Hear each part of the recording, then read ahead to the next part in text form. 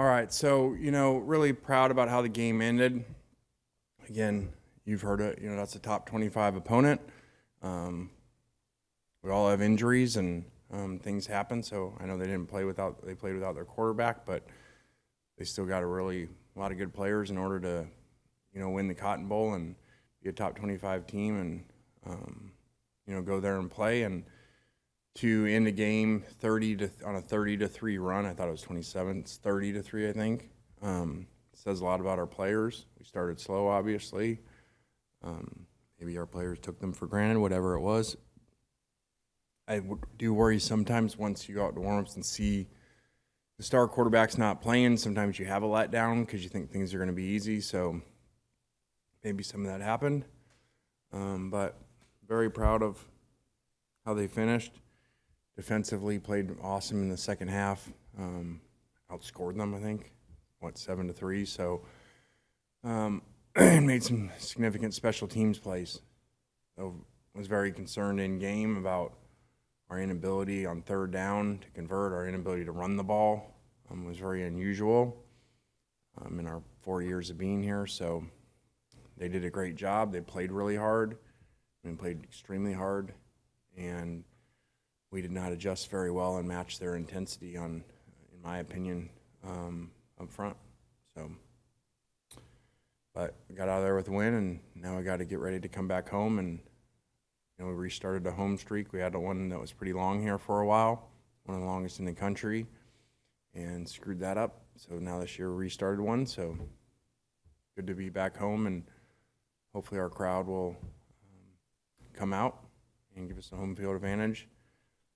On that, I thought that our crowd was phenomenal there to show up for a road game like that and to stay. At the end of the game in the fourth quarter, looked like late in the fourth quarter, like the whole stands was Ole Miss. So that was cool to see, and like we challenge our players with things. I know the Grove's awesome, they say, but it'd be nice if our fans would stay like that to the end of our home games too. So it was cool to see. It was really energetic, kind of reminded me of the Egg Bowl 2 years ago at Mississippi State at the end of the game. Questions?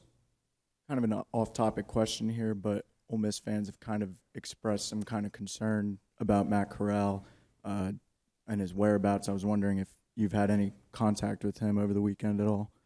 Yeah, I don't think that's really my spot to comment on, especially public like that. So appreciate the concern, but it's really not my spot. Lane, correct me if I'm wrong, but were you and Brent Key together at one point at Alabama while you were there? And if so, what was he like, as a coach, and just, what do you know about him? That's one of your questions where you know the answer, you knew we were together, but then you say, were you? Yes. He did a really good job. I've actually tried to hire him before at one point. Really good line coach, really good teacher, good recruiter, and he's doing a good job there. Lane, are you concerned at all with where the run game is right now? Yeah, I'm highly concerned. That's very unusual for us. Not just here, really anywhere. It's been a long, I don't even remember. This job, Alabama, FAU, I don't remember the inability to run the ball at all. So, like I said, they did a great job, but obviously that has a lot to do with us, and that's everybody, That's perimeter blocking, that's lineman execution, running back footwork, it's everything. Running the ball is not like throwing sometimes. Sometimes in throwing, I can be a good quarterback. Kyle will pretend is an athlete and a good receiver. Okay? Well, I can take the snap and he can run a quick route and us not block anybody and we can move the ball. Running's not like that. It takes everybody to have a really good running game. So we definitely look to improve there, and that's a major issue and one that I don't think anybody would have guessed. Lane, Saturday, Jackson said he felt last year's team would not have made that comeback or won that game against Tulane. Did you kind of sense or feel that after the game, and is that a testament to kind of the proof of concept of where this team is 2 weeks in? Yeah, you probably got that from me. I said that in the locker room.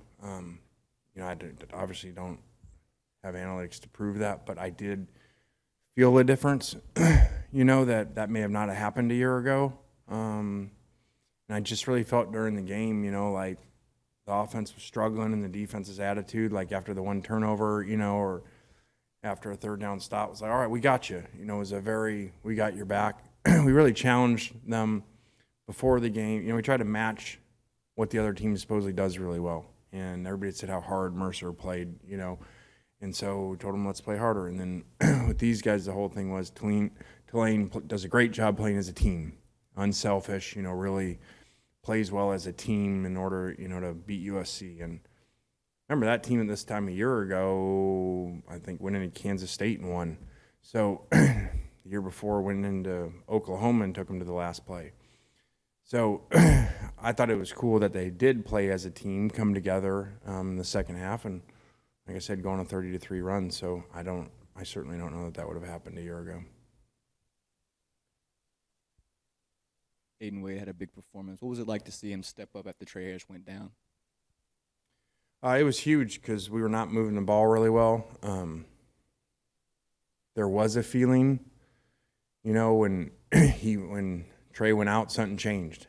I wouldn't have thought that big of a whole offensive drop-off, but for whatever reason, basically, we'd scored every time in every possession all year he was in. I think we punted one time the week before, but he was already out of the game at that point.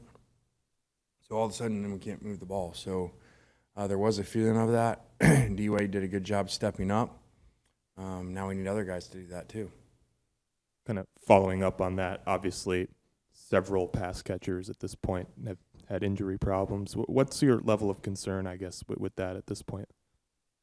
Yeah, I think that game got challenging when you think about you're playing without, a tight end that had, come into the season through training camp and stuff, arguably one of your most important players on your entire team, how well he was playing in all areas, including the run game, to help with the run game. And then Trey, who'd had, 5 touchdowns through a game and one drive, goes out.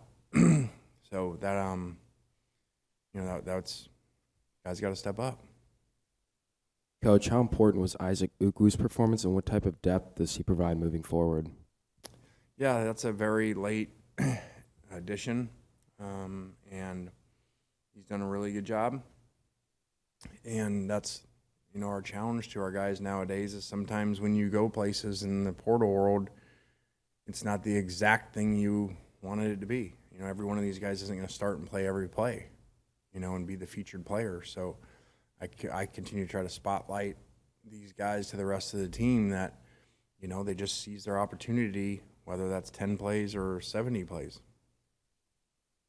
Back to kind of the concern of the run game. When looking at the film, what issues did you see maybe the O-line having, especially in that first half, with just trying to get anything going?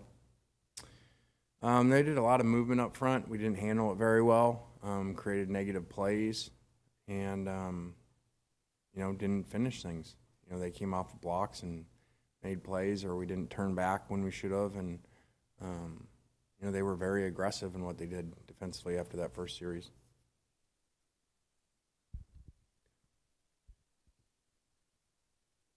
You mind me saying I thought you were crazy when you tried to kick that 56-yarder and made it? I mean, position of you were one touchdown ahead, right? Yep. You kicked that. What made you get that feel? There's that question, the answer to thing again. That was, he had the range, and actually we took the win at halftime. We took the win for the fourth quarter. So in case we had a late field goal, we'd have the win. And there was a very big difference in warm-ups. He actually was kicking the ball and making it further than that direction. So when it came up, it was a chance to basically end the game, most likely, unless they go score and onside kick. You got a chance to kind of end the game there, and he'd made those. So, yes, they could get the ball right there, but you can go for it on fourth down and get stopped too. You actually, analytics are you should not punt no matter what right there, because you have a likelihood of a touchback and a whatever would have been 19, 17-yard net punt. So when you have a chance to end the game, you either kick the field goal to go 2 scores or you go for it. So had he not had that range, we actually would have gone for it and not punted either. Punting would not make a whole lot of sense, even though traditionally over years as fans and media, that's what you would probably expect to do there. We've mentioned the struggles with the run game. Do you feel like teams are keying on the run more this year, which is opening up the pass in a way that maybe it didn't last year? Yeah, I think for sure that happens. Anytime you have, running back that has 1,700 yards and leads the SC in touchdowns, people are going to off-season scheme to stop you in the run game. And I think in the first game we threw for more yards than any team in the history of the school. So, yeah, there's another side of it too.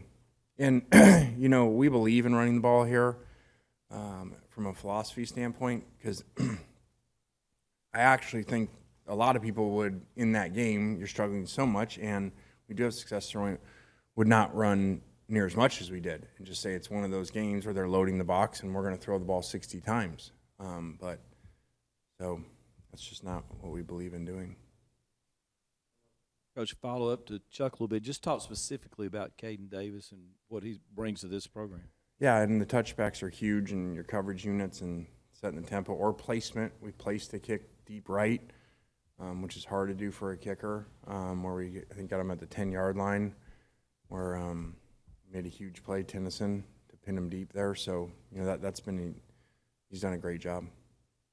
Kind of going off of that again a little bit, Jackson Dart joked after the game just about silent blessings because of the false start that happened before that field goal was hit. Was there any dialogue with whoever false started in that play that, hey, it may have worked out this time, but just don't do it again?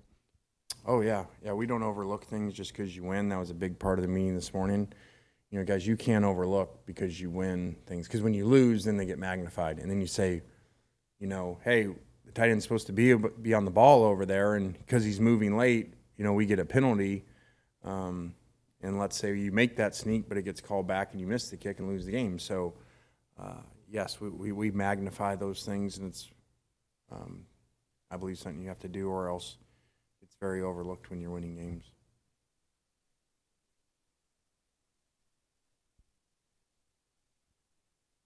You said a couple questions ago that, you could have maybe thrown the ball 60 times, but you didn't because that's not what you believe. Why is that the case? What do you believe that made you continue to run the ball and value that so highly? I just kind of, whether it's right or wrong, I look at things in the big picture, of a whole season also. And I think once you go that route to submitting to, okay, hey, we're going to throw when you load the box no matter what, you can get off balance. Your quarterback takes more hits. You may have more yards, but your RPOs don't work as well. So, and it keeps more balance in your room, of players and where the ball goes too, because it'd be very challenging for a running back come back 1,700 yards and only have 4 carries or something in the game. Lane, I'm going to guess that you have so many new people, this won't be something you have to address, but is it something you have to think about that you guys dominated this opponent the way you did last year, and then you have such a big game coming up next week that this is a bit of a sandwich emotionally? I don't think so.